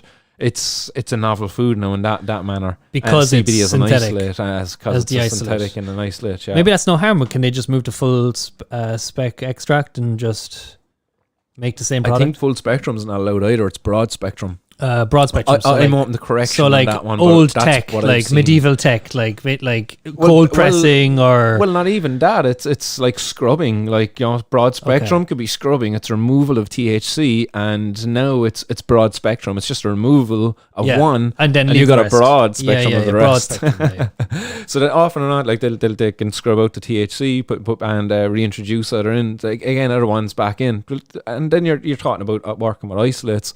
You're talking about working with refine or I suppose really a person's formula, their mixture. You're not even talking about an extract from a plant anymore. You're talking about an extract from a plant that all the compounds are isolated and put back and it's together. a chemist who's working with it. Exactly. From this list, have you seen any trend of like how much would it be this full spectrum or broad spectrum versus synthetic? Or I didn't see isolate? any measure of anything like that in that regard. No, but what the only thing I did see was again, by and large, the products that were approved were products that worked with the ACI. Again, Steve Moore's crew Which do you know, whatever's going on over there in the UK, I suppose it's different. It's different. Let them stay in their lane, and we'll stay in ours. That's kind of how I feel about it right now. And to bring us back into our lane, and I wanted to touch off the news, but I see Scatnist mentioned to us there, Paradox. It's the best edible in Amsterdam. A 1 gram Madeira cake, and it's delicious. He says it spanks you like a whip. So there you go, something to look out for on our travels and over in thing. But to go over to the news, we were talking about this earlier, not this one, this one. So I'll pop this up on screen so others can see. And actually you have to start signing off after this one actually. Gee, we had other news there that we were going to try to get to, but I have to go with the Patients for Safe Access there at 6. Right. Accelerate the news headlines if you want to get through the news bit. I'm sure we can. I took away enough time. No, but if you got time there, maybe we can come back for a part 2 of this, and we can pick up a conversation at another time. But within Europe there recently, like we see this over there in Spain. And Spain, like we would all know Spain for its social clubs and being kind of a bit of a progressive place. We were taught around cannabis and stuff like. And this is a headline that says Spanish police take down Europe's biggest cannabis farm. But as you know, and as I know, it was actually it was a load of hemp plants. That's all, yeah. It was hemp. It wasn't really cannabis. Well, it was cannabis, but it was just like an awful lot of CBD plants that was illegal because of the quantity, rather than it just being a seed. This is where we get into the muddy waters then, like around the whole sanctioning of, like, say, hemp licenses, because in Spain, it's specific. It has to be for industrial hemp uses, and the it was the agriculture ministry here. They're saying that it has to be used for textiles or seeds. So, like, you're either growing it, like, for the fibre to be making textiles, animal bedding, in building houses and all of that stuff, or you're using it for the seed to get the oil and all of that. So, again, anything outside of the fibre of the plant and the seed from that plant is regarded as cannabis. That's true. That's what they're saying here from the Spanish authorities' point of view. There's also an allowance, though, or maybe this is in Ireland and this is different to Spain, which it may well be, that the flower can be used for to be made an extract of, either through the sale and supply to another company. So that sale would technically be a flower, but the intention would be to make oil at the end of stage of it, so it doesn't matter. Or you make the oil yourself as the producer, and as long as you just destroy the leftover flower material, that would actually be allowed. I think that's actually the difference between Spain. That's not allowed, but in Ireland, I believe that is allowed. Interesting. I think that's interesting too, because Portugal is the same as Spain in that regard. Yeah. Flowers have disappeared from the market. They're not really around anymore. I mean, there was such a limited supply of good flowers anyway. A lot of it's grown in Germany and Switzerland. There's just so much, like, to choose from. Yeah, locally there wouldn't be. And now there's even less, because, like, in Spain, they've taken this position where the flower just can't be used at all. It just seems like you can't sell that flower as CBD. You have to just make use of that flower in some sort of form, or make use of the seeds, the stems, and the cold pressing kind of techniques. And this is so many plants here. Like, I wonder, really, was it just kind of tax money that was owed? I mean, this is the largest. Well, what farm. they're saying is that the intended use was not what it was stated on the license that this guy said it was going to be used for the industrial uses, but they found out afterwards that he had an agreement to export this over to Italy. Oh yeah, so he had a side gig. He was running a dual crop. He was running one. It's the crop to do one thing, get some seeds or get some stalks out of it, and have one legal product, and then selling it kind of on the side. Yeah. As flowers. Why couldn't he be doing, like, all both? Because, like, can you not be growing it for the seed and the fibre, and then keep any of the inflorescences afterwards, and, like, have those processed for any potential cannabinoids remaining, if there is any? By making that part of the process illegal, you're tempting the farmer or the producer so much that it's like, I now have to destroy 90% of my material, like good material. There's obviously a lot of carbon left in the stalks and all that kind of thing. In terms of material wise, that's a bigger percentage, but what you're throwing away is the crown jewel. Like, you're very tempting to just run that through an extract. And how then can it be one European country you can do that? You are allowed to use that as an extract. In Germany, you're allowed to sell that flower, but over here in Spain you can't. Yeah, exactly. Yeah. So this is where I kind of get off in this article then, really. Like, I kind of again, like, and not to be really poking at anybody, but I'm just kind of calling out one of our own members of the European Parliament, because I do believe this to be like a relevant issue to be taken up on the European stage now, because this was again, this is interfering with the competitive potential of a company, interfering with the freedom of movement of goods as well between countries. They're limiting like a company here in their potential to do well, and nobody was going to get hurt by this. Again, at the end of the day, this was like the CBD, like a low THC variety of cannabis. This was going to be non-psychoactive, and here we have, you know, like a massive operation that apparently, I was reading into the article, it said that this operation started last year.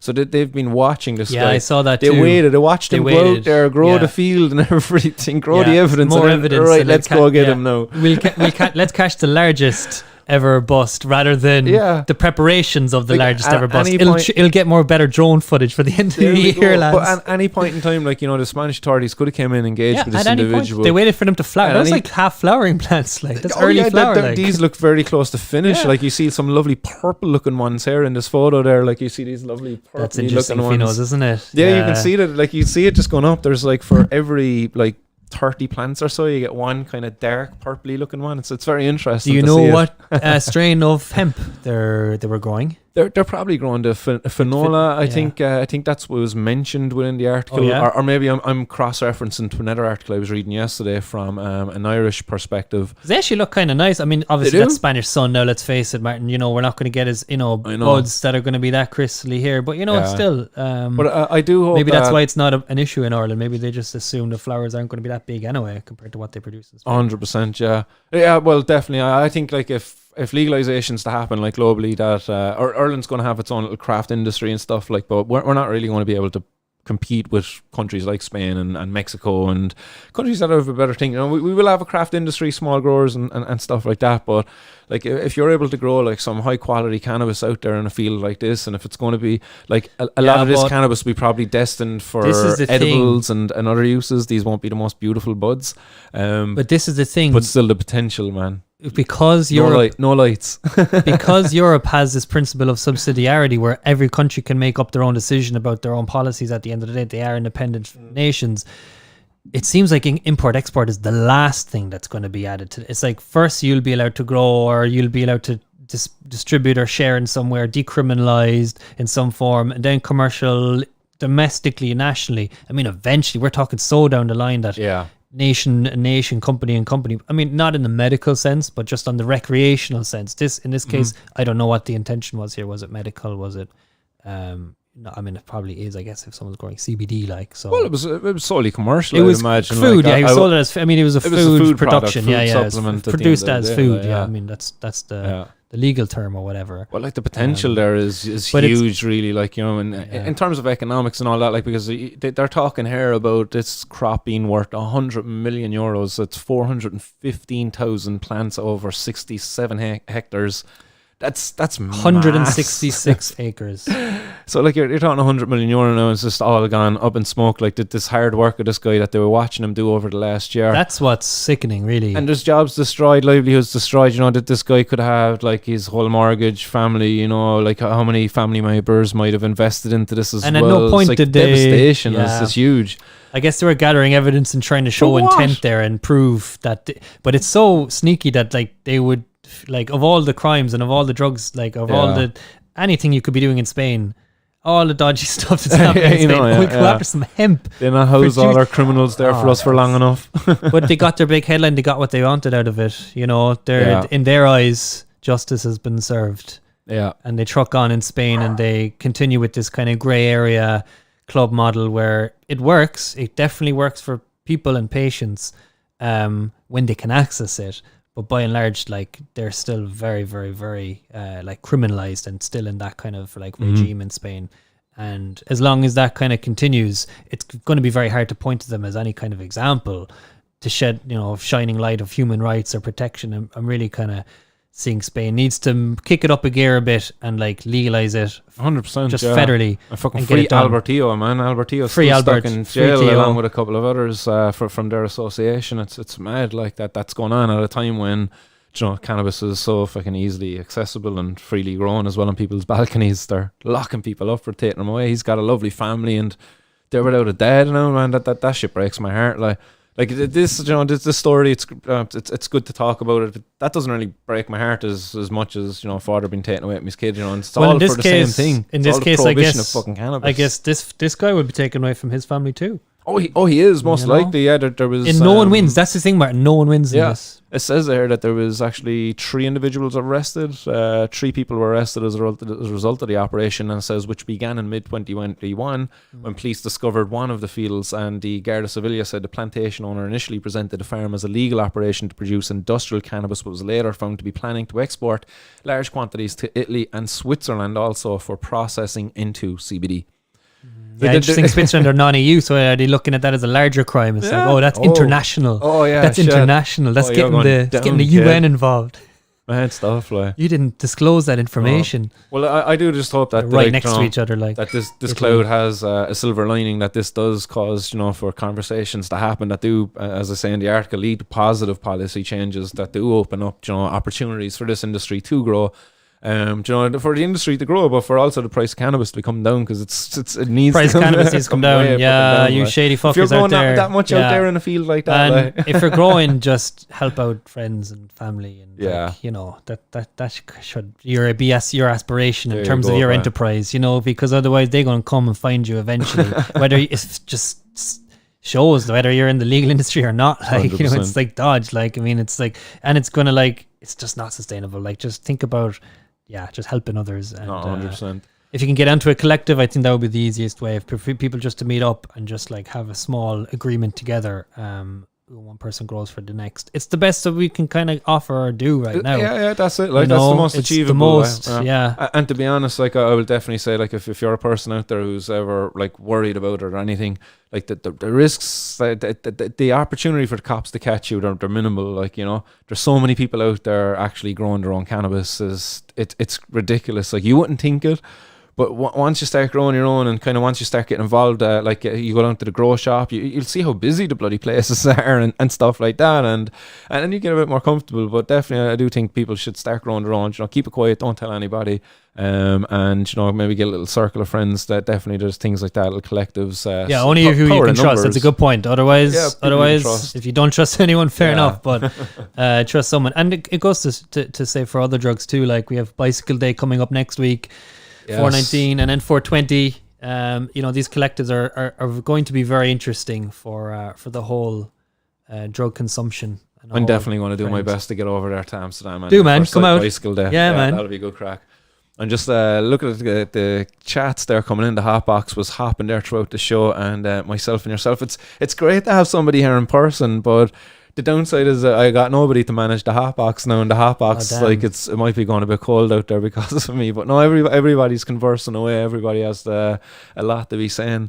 We got the Paradox recommendation.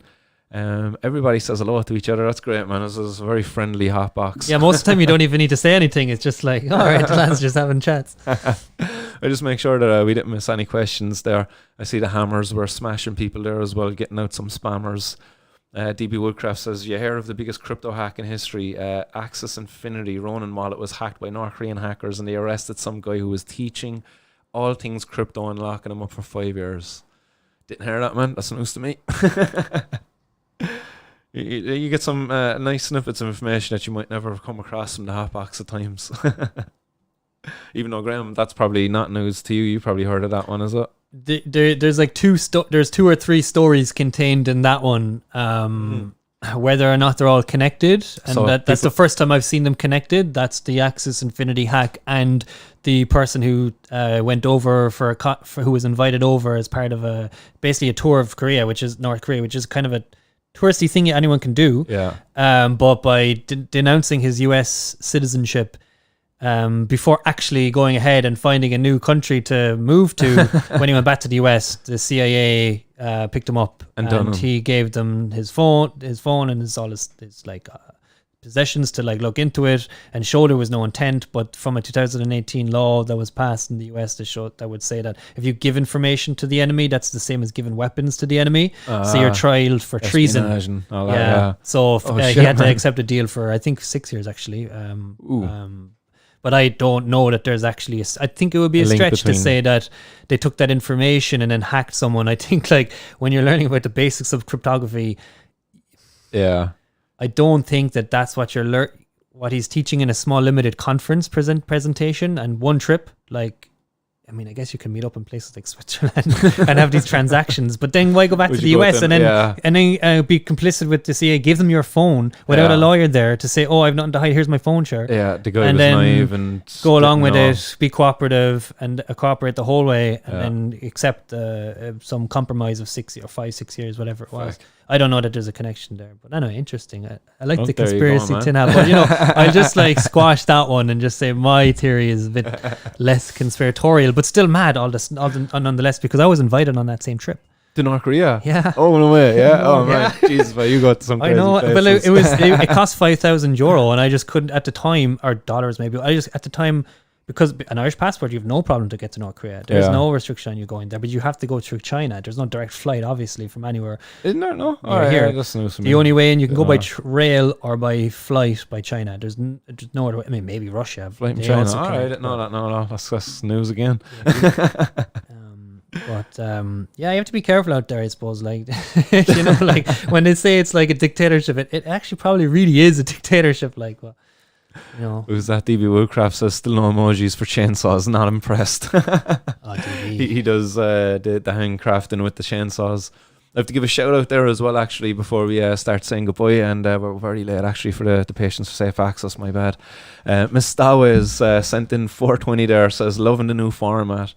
Yeah, it'd be great actually if we were able to make this more of a permanent setup there with regular in real life guests. Pull them off the street, Martin. Like, I'm sure you could easily fill, your kitchen here. I know, yeah, with, that's it. Like, do Johnny Lahan for like what we used to do with Delaney's. You come on up there, get on a jersey. Daglon is Adam Dumb as well. Got in a super chat there earlier. Daglon, nice one, absolute legend. Really appreciate it, guys. Didn't miss anybody else there, did I? No, we didn't miss everybody else. We got everybody else there from today. But yeah, guys, it's been an absolute pleasure. And I'm going to thank Graham as well. It's been an absolute honour to have you on here for Dude. the third time, maybe. It's always great to catch up, man, in definitely, person, man. Yeah, definitely. Yeah, share a nice few to hear. volcano balls as well. Yeah. And Thanks for having me in your home. Yeah, and we'll do this again very soon. I'd like to maybe follow up, continue the conversation, because we have a few other things there I wanted to talk about as well. And I'm sure you've got other bits of news to share.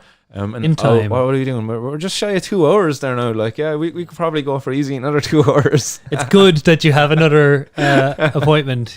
Cuts us off. Yeah, definitely. Gives Alright, the audience so a break guys, as well. Have a lovely Thanks, weekend, everybody out there. Stay blazed and keep our lit. We'll be back on Monday, I suppose, with more 420 news. Or Monday is actually, no, I won't. Bank holiday Monday. Sorry, guys. Costco Hana. Yes, long weekend, Easter Monday, isn't it? Or whatever it is. I'm going to take a day off Monday anyway. Cause Yeah, it's definitely a day off. It's Bathed public from holiday. chocolate. Yes, Lent is over. My addiction to chocolate can begin again. That was something else we were going to talk about. Lent, Well, I just said it's done now. Yeah. Right, so guys, everybody. have a nice weekend. Stay safe out there. Bye bye. And